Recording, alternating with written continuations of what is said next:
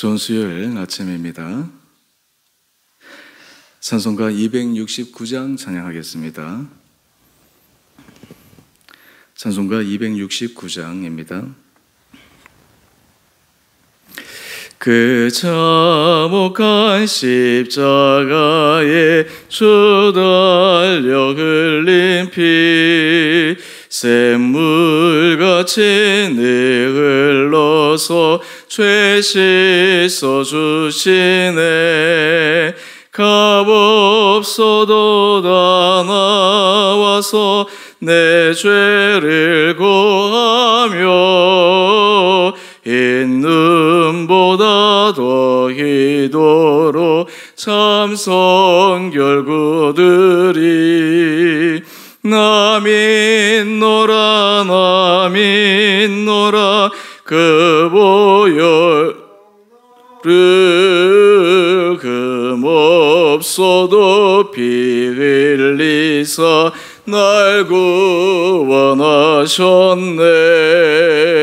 저 흉악한 강도는 제 죄를 깨달아 죄 없으신 주 예수를 구주로 믿었네.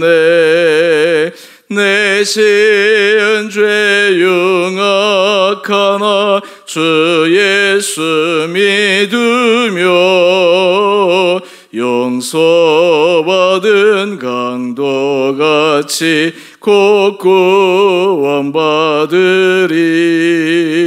나 믿노라 나 믿노라 그 보혈 너를 흠없어도 피 흘리사 날 구원하셨네. 온 백성의 죄 사신 하나님 어린 양 그 십자가 지심으로 온 인류 구했네. 저 영원한 새 나라에 다 같이 모여서 금고 문고 한 곡조로 새 노래 부르리. 나 믿노라 나 믿노라 그 보혈 공로를 흠없어도 피 흘리사 날 구원하셨네. 아멘. 오늘 말씀은 열왕기하 9장 14절에서 26절까지입니다. 이에 nim시의 손자 여호사밧의 아들 예후가 요람을 배반하였으니 곧 요람이 온 이스라엘과 더불어 아람의 왕 하사엘과 맞서서 길랏 라못을 지키다가 아람의 왕 하사엘과 더불어 싸울 때에 아람 사람에게 부상한 것을 치료하려 하여 이스라엘로 돌아왔던 때라.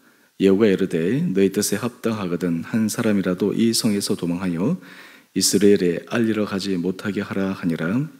예후가 병거를 타고 이스라엘로 가니 요람 왕이 거기에 누워 있었음이라. 유다의 왕 아하시야는 요람을 보러 내려왔더라.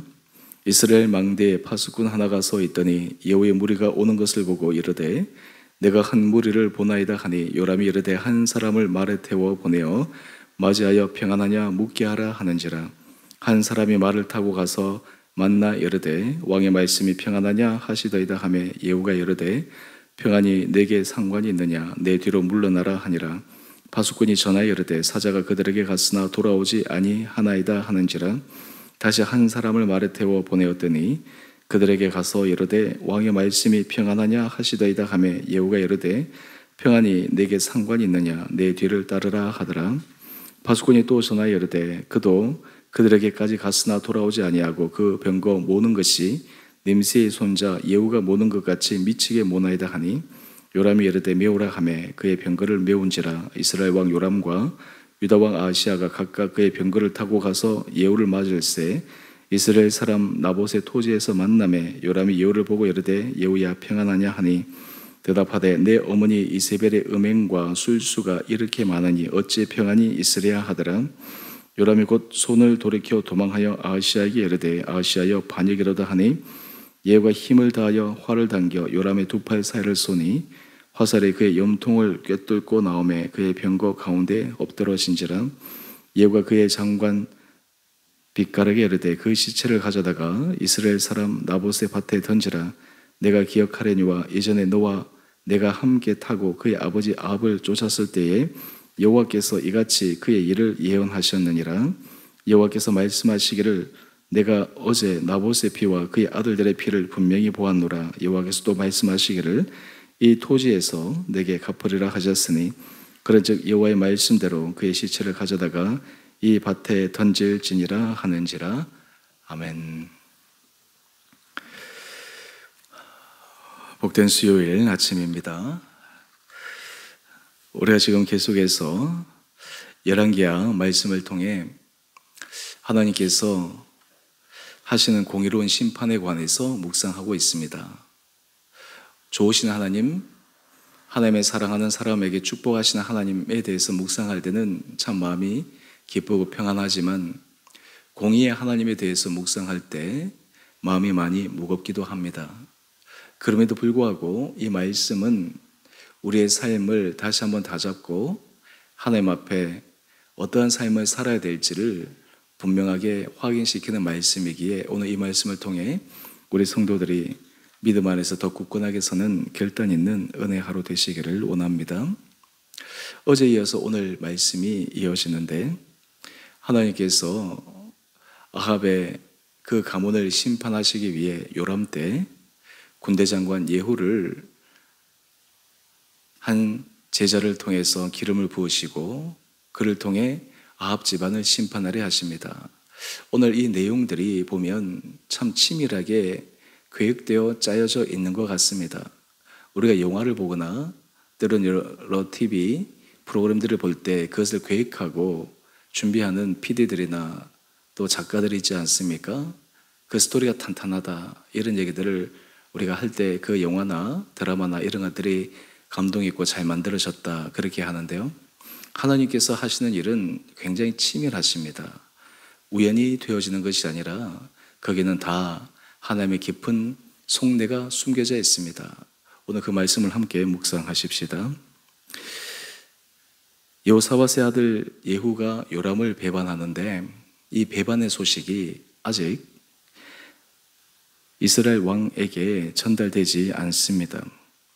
요즘 시대 같으면 어떻게든지 여러 정보 첩보원을 통해서 중요한 이 정보들을 빨리빨리 확인해야 될 터인데 요람은 그렇지 못했습니다. 그런데 여기서 우리가 하나 기억할 것은 만약 하나님께서 아합 집안을 심판하려 하시지 않고 반대로 예후가 하나님의 반대편에 서 있었다면 이 반란의 소식이 분명히 전달되거나 다른 우연의 사람을 통해서 알려졌을 것입니다. 하지만 하나님께서 하시는 일이기에 이것이 굉장히 비밀리에 진행되었고 또 그리고 많은 무리들이 이미 예후가 반란을 일으킨 것을 알고 가담하였지만 그 소식이 요람에게 전달되지 않았습니다. 오늘 말씀을 계속해서 보면 요람이 아람 왕과 싸우다가 부상을 당해서 지금 이스라엘 궁에 있습니다. 이스라엘에 있어서 겨울궁으로 제2의 처소입니다. 예전 이 이스라엘 지역이 또 아합이 하나님 앞에 범죄를 저질렀던 그러한 장소이기도 합니다. 이후에 또 살펴볼 터인데요. 지금 예후가 반란을 일으켜서 요람을 치료하고 있는데 요람은 전혀 눈치채지 못합니다. 그리고 이 요람을 보러 또 유다의 왕 아하시아도 병문하러 왔습니다. 사실 지금 하나님께서 이 일들을 하실 때 아하시아도 이 요람이 심판받는 것을 보면서 마음의 경종을 울렸을 것이고 직접적인 당사자 요람은 더할 나위도 없고 그와 함께 했던 모든 사람들이 이 되어진 일들에 대해서 굉장히 두려움을 느꼈을 것입니다. 예후가 군대들을 이끌고 지금 요람이 있는 곳으로 급하게 오고 있는데 우리 17절의 말씀을 한번 보십시다. 요람이 파수꾼의 소식을 듣고 사신을 보냅니다. 전령을 보내는 것이죠. 그것이 18절 이하의 말씀 나와 있습니다. 평안하냐? 오는 그 이유를 확인하는 것입니다. 여기는 의심으로 확인하는 것이 아니라 의례적인 그러한 확인입니다. 그런데 간 전령이 돌아오지 않습니다. 왜 그랬을까요? 우리 18절 말씀을 보면 예후가 이렇게 얘기합니다. 내 뒤로 물러나라. 그렇게 얘기합니다. 평안이 내게 무슨 상관이 있느냐? 파수꾼이 가보니까 지금 예후의 여러 모습이나 또 이 분위기가 반란이라고 하는 것을 알았지만 그 파수꾼이 바로 예후의 편으로 넘어가 버리고 마는 것이죠. 이것이 우연이라고 하기에는 하나님께서 이 모든 것들을 지금 주관하고 계시다라고 하는 것을 보여주는 상징적인 사건입니다. 또 19절 말씀을 한번 볼까요? 다른 사람을 태워 보냅니다. 그랬더니 이 사람도 동일하게 돌아오지 않고 예후의 편에 서게 됩니다. 드디어 파수꾼이 이제 지근거리에까지 다가온 그 병거 모는 모습을 보면서 이 모습은 예후의 모는 모습과 비슷합니다. 병거 모는 것이 nim시의 손자 예후의 모는 것 같이 미치게 모나이다. 지금 급하게 마치 무슨 급한 일이 있는 것처럼 그렇게 달려온다라는 것입니다. 요람은 파수꾼을 통해서 예후의 반란 소식을 듣지 못하였기에 아마 좋은 소식이 있나 보다. 지금 아람 왕과 싸울 때 승전보가 있나 보다 라는 개인적인 착각에 빠졌을 수도 있습니다. 그래서 부상당한 몸임에도 불구하고 예후를 친히 맞으러 나갑니다. 그런데 문제는 바로 22절 이하에서부터 하나님께서 예후를 통해 요람에게 말씀하십니다. 22절 말씀입니다. 요람이 예후를 보고 이르되 예후야 평안하냐? 그때 예후가 뭐라고 얘기합니까? 내 어머니 이세벨의 음행과 술수가 이렇게 많으니 어찌 평안이 있으랴? 지금 이 이세벨의 얘기를 먼저 하고 있습니다. 그런데 그 전에 우리가 하나 확인할 곳이 있는데요. 우리 21절 말씀을 한번 보실까요? 21절 말씀을 보면 이 예후와 요람이 조우한 장소가 어디입니까? 바로 나봇의 토지입니다. 여러분, 이 나봇의 토지는 어떠한 장소입니까? 열왕기상 21장을 보게 되면 아합이 겨울궁이 있는 이스라엘에 가까운 나봇의 포도원을 자신의 소유로 가지기를 원했습니다. 그런데 나봇은 그 포도원을 아합에게 줄 수가 없었습니다. 그래서 힘으로 빼앗을 수 없는 가운데 아합이 골머리를 앓게 되자 이세벨이 음모를 꾸밉니다. 어떤 음모입니까? 나봇을 무리 가운데 높이 올립니다. 그리고는 불량배를 동원해서 거짓 모함 증언을 해서 사람들에게 죽게 만듭니다. 그리고 나서 그 토지를 아합이 차지하게 되는, 말 그대로 아합이 하나님 앞에 저지른 죄악의 상징적인 곳이요, 이세벨의 음모와 술수가 가장 전형적으로 드러나는 장소입니다. 여러분, 참 신기하지 않습니까? 어떻게 하나님께서 심판하시려고 하는 이 장소가 다른 곳도 아닌 바로 이 나봇의 토지에서 만났겠습니까? 여러분, 이것이 바로 하나님의 공의와 심판이 얼마나 하나님의 치밀한 여러 계획 가운데서 진행되는지를 보여주는 것입니다. 사실은 이 세상 가운데 사람은 자신이 뿌린 대로 거두는 것이 자연적인 순리입니다. 좋은 것을 많이 뿌리면 좋은 것을 거두게 되고, 나쁜 것을 뿌리게 되면 결국 나쁜 열매를 거두게 됩니다. 그렇지만 복음의 은혜는 무엇입니까?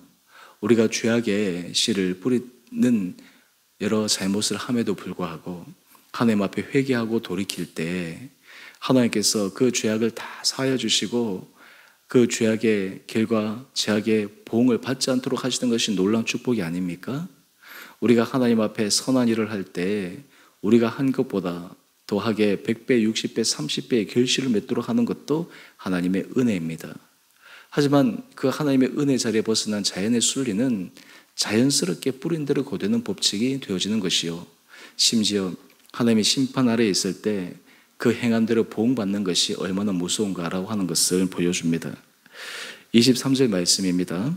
요람이 그제서야 비로소 예후가 반역한 것을 눈치채고 도망하려고 하지만 이미 늦었습니다. 그 결과 어떻게 됩니까? 우리 24절 말씀인데요. 예후가 힘을 다하여 활을 당겨 요람을 향해 쏘는데 그 화살이 염통을 깨뚫고 나갑니다. 그래서 요람이 그 병거 가운데 엎드러지게 됩니다. 그런데 이 죽음 이후에 예후가 한 일을 한번 보십시오. 25절 말씀인데요. 그의 장관 빗갈에게 다음과 같이 지시를 합니다. 요람의 시체를 가져다가 이스라엘 사람 나봇의 밭에 던져라. 나봇의 포도원에 던지라고 하는 것이죠. 그런데 여기에는 이유가 있습니다. 바로 그것은 아합을 위해서 섬겼을 때 그가 들었던 하나님의 신탁의 말씀입니다. 바로 26절 말씀인데요. 내가 어제 나봇의 피와 그의 아들들의 피를 분명히 보았느라. 여호와께서 또 말씀하시기를 이 토지에서 내게 갚으리라 하셨으니 그런즉 여호와의 말씀대로 그의 시체를 가져다가 이 밭에 던질지니라. 아합이 저지른 범죄이지만 결국 이 요람이 그 하나님의 심판의 대상이 된 것이죠. 다르게 얘기하면 이것은 아합 집안 전체에 대한 하나님의 심판입니다. 예후가 자신이 이것을 계획한 것이 아니라 하나님의 계획함 속에 자신은 심판의 도구로 사용받았다라고 하는 것을 분명하게 보여주고 있습니다. 오늘 이 말씀을 통해 하나님께서 우리에게 들려주시는 귀한 교훈이 있습니다. 바로 그것은 우리의 모든 삶의 자리에 하나님 앞에서 숨겨질 것은 없습니다. 모든 것이 다 계수되고 모든 것이 하나님 앞에서 하나하나 다 판단받고 있다라고 하는 것입니다. 단지 그 결과가 미루어질 뿐, 그 결과에 대해서 하나님이 기다려 주실 뿐, 오늘 아합 집안의 이 최후의 결과를 보게 되면 결국 하나님의 공의의 심판이 얼마나 무서운가라고 하는 것들을 다시 한번 생각하게 됩니다. 오늘 여러분의 삶의 자리에 하나님의 은혜 복, 하나님께서 우리에게 주시는 놀라운 축복의 자리에 날마다 서시기를 원하십니까? 그렇다면 우리의 삶의 자리에 하나님 앞에서 기뻐받지 않으실 그 모든 것들을 우리가 결단하며 결심하며 새롭게 정리해야 하는 그러한 믿음의 모습도 필요하리라 생각합니다. 하나님께서 우리의 인생 가운데 우리는 우연이라고 생각하지만 그것은 결코 우연이 아니라 하나님의 크신 섭리와 계획 아래서 이루어지고 있음을 믿어야 합니다. 오늘 이 아침 우리 사랑하는 성도들 10년 가운데 좋으신 하나님이시지만 때로는 분명하게 엄위하시는 하나님을 묵상하면서 다시 한번 믿음 안에서 우리의 마음을 다잡아 힘있게 달려가는 은혜 시간 되시기를 원합니다. 하나님 앞에 회개할 것은 회개하고 돌이킬 것은 돌이키고 또 하나님 앞에서 우리가 잘하고 있는 것은 더 열심을 내어서 주를 위해 헌신하는 귀한 은혜의 결단이 있는 복된 하루 되시기를 주님 이름으로 축원드립니다. 함께 기도하겠습니다. 사랑의 주님, 하나님 앞에서 범한 범죄, 그것은 하나님께서 결코 간과하지 않으시고 거기에 대해서 심판하시는 참으로 공의의 무서운 하나님이심을 묵상합니다. 하지만 하나님께서 돌이키실 때 새로운 은혜를 베푸시는 자비롭고 좋으신 하나님의 임도 묵상합니다. 오늘 아합의 집안, 특별히 이 요람에게 일어난 일을 묵상하며 우리에게 반면교사가 되어 하나님 앞에 더 신실한 믿음의 길을 걸어가는 결단 있는 복된 하루 되게 하여 주옵소서. 우리 성도들의 삶을 주님 눈동자처럼 지켜주시고 이 세상에서 주님의 자녀로 살아가는 것이 참으로 얼마나 힘들고 어려운지 주님이 잘 아십니다.